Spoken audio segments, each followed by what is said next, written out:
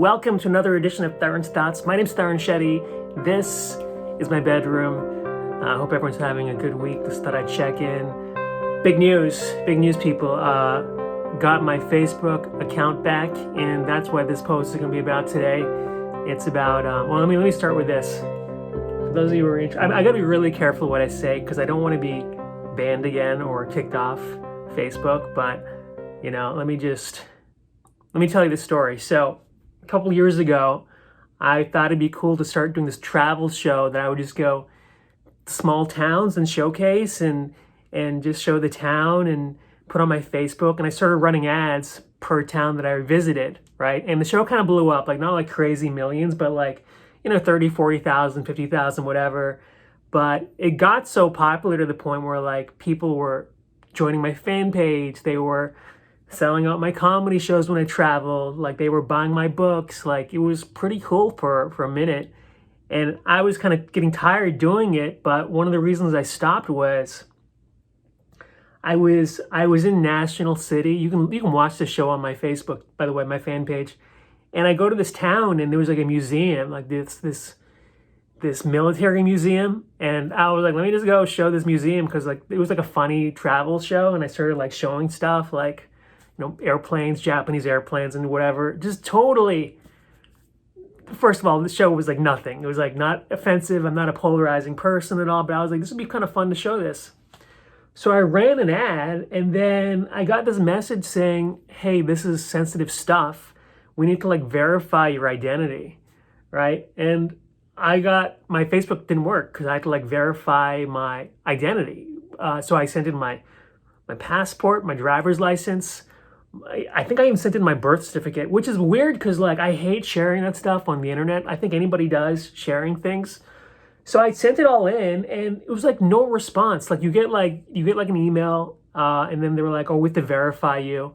And then it was just nothing. And the weirdest thing about Facebook, by the way, I love Facebook, please don't kick me off again, but there's no response to it, right? I was just kicked off for a year or year and a half, and you couldn't do anything. And then I was just meditating. And it sucked because I've got real fans on Facebook. It's not crazy number, but I have real people who support me, which I really do appreciate, by the way.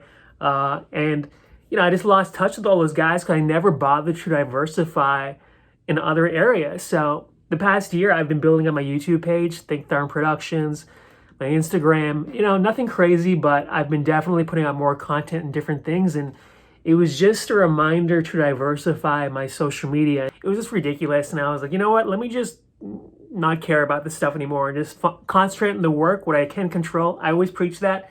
Concentrate on things that you can control in life and then just kind of forget the rest because, you'll go crazy otherwise. I'm not going to get into too many details here because I don't want to bore you guys, but I ended up being able to access my Facebook account and verifying my identity. Because let's be clear, I didn't do anything wrong. They wanted to verify my identity, which I did.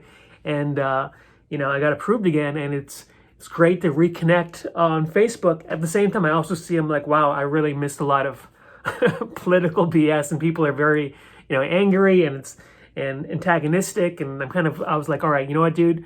You spent a year not on social media, so now just use it and, interact with people when you have to, but this is not your life and create some distance and space from it as well. That's what happened. I'm glad to finally be able to reconnect with fans again and just keep, building momentum because I've always said this before, there's gatekeepers who decide whether you get jobs or not, and then there are people who create their own content, who create a brand for themselves, and I think social media, it's one of the great pillars of 2020. You can really connect with people and sell your stuff and put out your content without waiting for somebody to greenlight you. And it's an awesome thing.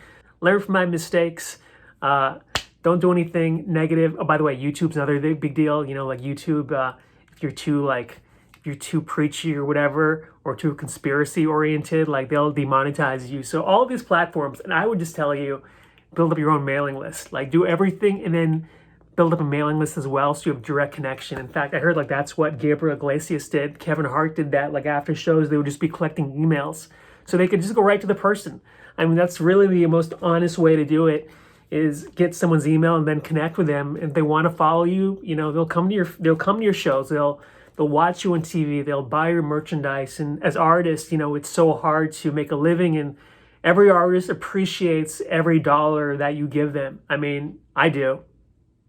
I think even porn stars have learned, right? I think porn sites have been ripping off porn stars for years, and now they're like on OnlyFans, where they have like a subscription thing directly with their customers and clientele.